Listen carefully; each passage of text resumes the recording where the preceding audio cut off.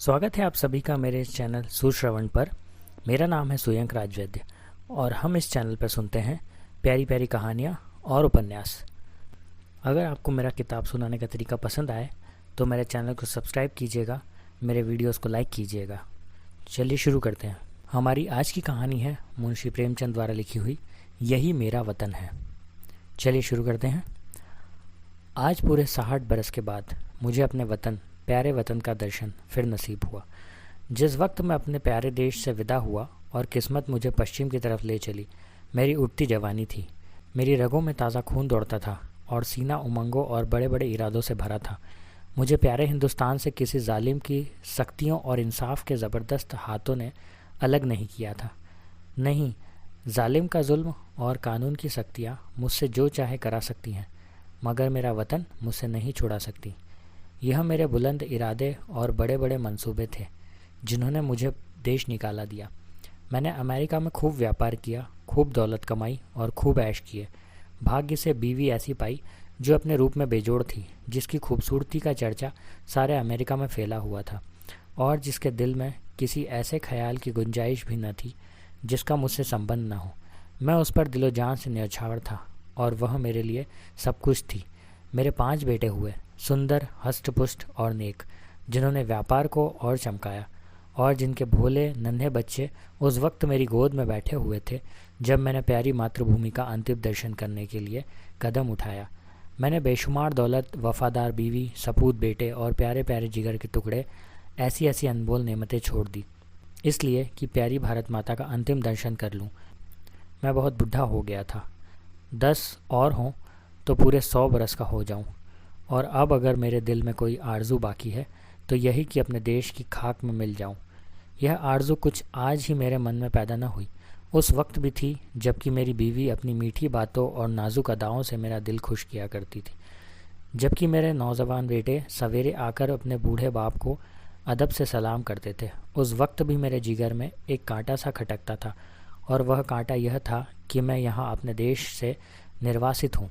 यह देश मेरा नहीं है, मैं इस देश का नहीं हूँ। धन मेरा था, बीवी मेरी थी, लड़के मेरे थे और जायदादें मेरी थी, मगर जाने क्यों मुझे रह रहकर अपनी मातृभूमि के टूटे फूटे झोपड़े, 4-6 बीघा मौसूरी ज़मीन और बचपन के लंगोटिया यारों की याद सताया करती थी।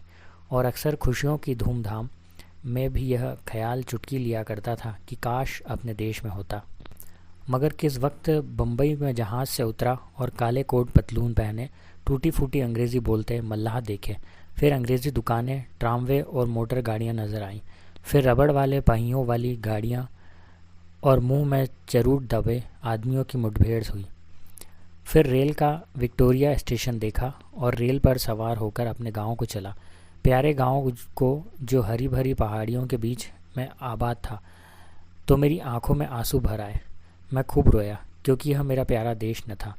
यह वो देश न था जिसके दर्शन की लालसा हमेशा मेरे दिल में लहरें लिया करती थी।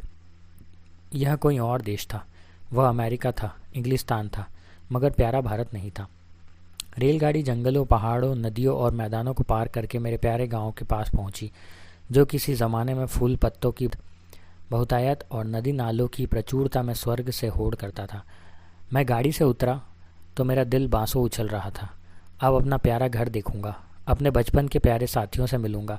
मुझे उस वक्त बिल्कुल याद न रहा कि मैं 90 बरस का बूढ़ा आदमी हूँ। ज्यों ज्यों मैं गांव के पास पहुँचता था, मेरे कदम जल्द जल्द उठते थे और दिल में एक ऐसी खुशी लहरें मार रही थी जिसे बयान नहीं किया जा सकता। हर चीज़ पर आंखें फाड़ फाड़ कर निगाह डालता। आहा, यह वो नाला है जिसमें हम रोज़ घोड़े नहलाते और खुद गोते लगाते थे, मगर अब इनके दोनों तरफ कांटेदार तारों की चारी दीवारी खिंची हुई थी और सामने एक बंगला था जिसमें 2-3 अंग्रेज़ बंदूकें लिए इधर उधर ताक रहे थे। नाले में नहाने या नहलाने की सख्त मनाही थी। गांव में गया और आंखें बचपन के साथियों को ढूंढने लगी, मगर अफसोस वे सब के सब मौत का निवाला बन चुके थे। और मेरा टूटा फूटा झोपड़ा, जिसकी गोद में बरसों तक खेला था, जहाँ बचपन और बेफिक्रियों के मज़े लूटते थे, जिनका नक्श अभी तक आंखों में फिर रहा, वह अब एक मिट्टी का ढेर बन गया था। जगह गैर आबाद न थी। सैकड़ों आदमी चलते फिरते नजर आए, जो अदालत और कलेक्ट्री और थाने पुलिस की बातें कर रहे थे। उनके चेहरे बेजान और फिक्र में डूबे हुए थे और वह सब दुनिया की परेशानियों से टूटे हुए मालूम होते थे। मेरे साथियों के से हष्टपुष्ट सुंदर गोरे चिट्टे नौजवान कहीं न दिखाई दिए। वह अखाड़ा जिसकी मेरे हाथों ने बुनियाद डाली थी, वहाँ अब एक टूटा फूटा स्कूल था और उसमें गिनती के बीमार शक्ल सूरत के बच्चे जिनके चेहरों पर भूख लिखी थी, चिथड़े लगाए बैठे ऊँघ रहे थे। नहीं, यह मेरा देश नहीं है। यह देखने के लिए मैं इतनी दूर नहीं आया। यह कोई और देश है, मेरा प्यारा देश नहीं है। उस बरगद के पेड़ की ओर दौड़ा जिसकी सुहानी छाया में हमने बचपन में मज़े लूटे थे और हमारे बचपन का हिंडोला और जवानी की आरामगाह था। इस प्यारे बरगद को देखते ही रोना सा आने लगा और ऐसी हसरत भरी, तड़पाने वाली और दर्दनाक यादें ताज़ा हो गई कि घंटों ज़मीन पर बैठकर रोता रहा। यही प्यारा बरगद है जिसकी फुनगियों पर हम चढ़ जाते थे, जिसकी जटाएं हमारा झूला थी और जिसके फल हमें सारी दुनिया की मिठाइयों से ज़्यादा मज़ेदार और मीठे मालूम होते थे। यह मेरे गले में बाहें डालकर खेलने वाले हमजोली जो कभी रूठते थे कभी मनाते थे, वह कहाँ गए? आह, मैं बेघर बार मुसाफिर क्या अब अकेला हूँ? यहाँ मेरा कोई साथी नहीं। इस बरगद के पास अब थाना था और पेड़ के नीचे कोई लाल पगड़ी बांधे बैठा हुआ था। उसके आसपास 10-20 और लाल पगड़ी वाले हाथ बांधे खड़े थे और एक अधनंगा अकाल का मारा आदमी जिस पर अभी अभी चाबुकों की बौछार हुई थी, पड़ा सिसक रहा था। मुझे ख्याल आया, यह मेरा प्यारा देश नहीं है, यह कोई और देश है। यह यूरोप है, अमेरिका है, मगर मेरा प्यारा देश नहीं है, हरगिज़ नहीं। इधर से निराश होकर उस चौपाल की ओर चला जहाँ शाम को पिताजी गांव के और बूढ़े के साथ हुक्का पीते और हंसी दिल लगी करते थे। हम भी उस टाट पर कलाबाजियाँ खाया करते थे। कभी कभी वहाँ पंचायत भी बैठती थी जिसके सरपंच हमेशा पिताजी ही होते थे। इसी चौपाल से लगी हुई एक गौशाला थी जहाँ गांव भर की गायें रखी जाती थी और हम यहीं बछड़ों के साथ कुलेलें किया करते थे। अफसोस अब इस चौपाल का पता न था। वहाँ अब गांव के टीका लगाने का स्टेशन और एक डाक खाना था। उन दिनों इसी चौपाल से लगा हुआ एक कोल्हाड़ा था जहाँ जाड़े के दिनों में ईख पेरी जाती थी और गुड़ की महक से दिमाग तर हो जाता था। हम और हमारे हमजोली घंटों गडेरियों के इंतज़ार में बैठे रहते थे और गडेरियाँ काटने वाले मज़दूर के हाथों की तेज़ी पर अचरज करते थे। यहाँ सैकड़ों बार मैंने कच्चा रस और पक्का दूध मिलाकर पिया है। यहाँ आसपास के घरों से औरतें और बच्चे अपने अपने घड़े लेकर आते और उसमें रस से भरवा कर ले जाते। अफसोस वह कोल्हू अभी ज्यों के त्यों गड़े हुए हैं। मगर देखो, कुल्हाड़े की जगह अब एक सन लपेटे की मशीन है और इसके सामने एक तंबोली और सिगरेट की दुकान है। इन दिल को छलनी करने वाले दृश्यों से दुखी होकर मैंने एक आदमी से जो सूरत से शरीर नज़र आ रहा था कहा, बाबा मैं परदेसी मुसाफिर हूँ, रात भर पड़े रहने के लिए मुझे जगह दे दो। इस आदमी ने मुझे सर से पैर तक घूर कर देखा और बोला, आगे जाओ, यहाँ जगह नहीं है। मैं आगे गया और यहाँ से फिर हुक्म मिला, आगे जाओ। 5वीं बार सवाल करने के पर एक साहब ने मुट्ठी भर चने मेरे हाथ पर रख दिए। चने मेरे हाथ से छूटकर गिर पड़े और आंखों से आंसू बहने लगे। हाय, यह मेरा प्यारा देश नहीं है, यह कोई और देश है। यह हमारा मेहमान और मुसाफिर की आवभगत करने वाला देश नहीं है, हरगिज़ नहीं। मैंने एक सिगरेट की डिबिया ली और एक सुनसान जगह पर बैठकर बीते दिनों की याद करने लगा कि यकायक मुझे उस धर्मशाला का ख्याल आया जो मेरे परदेश जाते वक्त बन रही थी।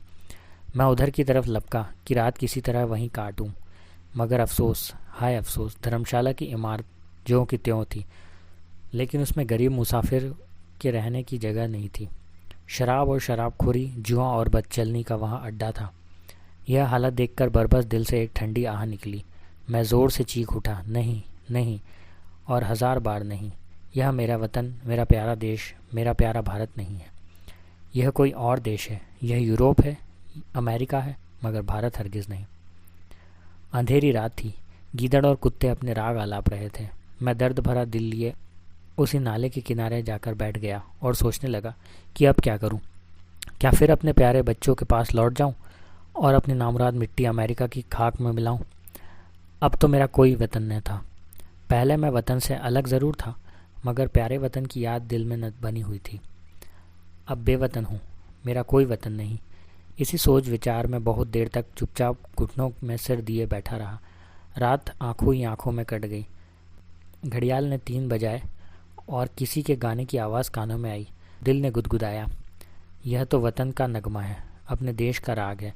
मैं झट उठ खड़ा हुआ। क्या देखता हूँ कि 15-20 औरतें, बूढ़ी कमज़ोर, सफ़ेद धोतियाँ पहने, हाथों में लोटे लिए स्नान को जा रही हैं और गाती जाती हैं, प्रभु मेरे अवगुण चित्त न धरो।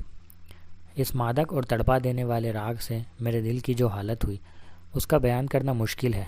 मैंने अमेरिका की चंचल से चंचल, हंसमुख से हंसमुख सुंदरियों की आलाप सुनी थी और बहुत बार उनकी ज़बानों से मोहब्बत और प्यार के बोल सुने थे जो महक गीतों से भी ज़्यादा मीठे थे। मैंने प्यारे बच्चों के अधूरे बोलों और तोतली बानी का आनंद उठाया था। मैंने सुरीली चिड़ियों का चहचहाना सुना था, मगर जो लुत्फ़, जो मज़ा, जो आनंद मुझे इस गीत में आया वह ज़िंदगी में कभी हासिल न हुआ था। मैंने खुद गुनगुनाना शुरू किया, प्रभु मेरे अवगुण चित्त न धरो। तन्मय हो रहा था कि फिर मुझे बहुत से आदमियों की बोलचाल सुनाई पड़ी और कुछ लोग हाथों में पीतल के कमंडल लिए शिव शिव, हर हर गंगे गंगे, नारायण नारायण करते हुए दिखाई दिए। मेरे दिल ने फिर गुदगुदाया, यह तो मेरे देश की बातें हैं। मारे खुशी के दिल बाग बाग हो गया। मैं इन आदमियों के साथ हो लिया और 1 2 3 4 5 6 मील पहाड़ी रास्ता पार करने के बाद हम उस नदी के किनारे पहुँचे जिसका नाम पवित्र है, जिसकी लहरों में डुबकी लगाना और जिसकी गोद में मरना हर हिंदू सबसे बड़ा पुण्य समझता है। गंगा मेरे प्यारे गांव से 6-7 मील पर बहती थी और किसी ज़माने में सुबह के वक्त घोड़े पर चढ़कर गंगा माता के दर्शन को आया करता था। उनके दर्शन की कामना मेरे दिल में हमेशा थी। यहाँ मैंने हज़ारों आदमियों को इस सर्द ठिठुरते हुए पानी में डुबकी लगाते हुए देखा। कुछ लोग बालू पर बैठ गायत्री मंत्र जप रहे थे, कुछ लोग हवन करने में लगे हुए थे, कुछ लोग माथे पर टीका लगा रहे थे, कुछ लोग वेद मंत्र स्वर पढ़ रहे थे। मेरे दिल ने फिर गुदगुदाया और मैं ज़ोर से कह उठा, हाँ हाँ, यही मेरा देश है, मेरा प्यारा वतन है, यही मेरा भारत है और इसी के दर्शन की, इसी की मिट्टी में मिल जाने की आरज़ू मेरे दिल में थी। मैं खुशी से पागल हो रहा था। मैंने अपना पुराना कोट और पतलून उतार फेंका और जाकर गंगा माता की गोद में गिर पड़ा। जैसे कोई नासमझ भूला भाला बच्चा दिन भर पराये लोगों के साथ रहने के बाद शाम को अपनी प्यारी माँ की गोद में दौड़कर चला आए, उसकी छाती से लिपट जाए। हाँ, अब अपने देश में हूँ, यह मेरा प्यारा वतन है, यह लोग मेरे भाई हैं, गंगा मेरी माता है। मैंने ठीक गंगा के सामने एक छोटी सी कुटिया बनवा ली। अब मुझे सियाराम नाम जपने के और कोई काम नहीं है। मैं प्रातः सायं गंगा स्नान करता हूँ और मेरी प्रबल इच्छा है कि इस स्थान पर मेरे प्राण निकले और मेरी अस्थियाँ गंगा माता की भेंट हों। मेरी स्त्री और मेरे पुत्र बार बार बुलाते हैं, मगर मैं गंगा माता का तट और अपना प्यारा देश छोड़कर वहाँ नहीं जा सकता। अपनी मिट्टी गंगा जी को ही सौंपूंगा। अब संसार की कोई आकांक्षा मुझे इस स्थान से नहीं हटा सकती, क्योंकि यह मेरा प्यारा देश है और यही मेरी प्यारी मातृभूमि है। बस मेरी उत्कट इच्छा यही है कि मेरी अपनी प्यारी मातृभूमि में ही अपने प्राण विसर्जन करूं। तो ये थी आज की कहानी। आप लोगों को ये कहानी कैसी लगी मुझे कमेंट कर ज़रूर बताइएगा।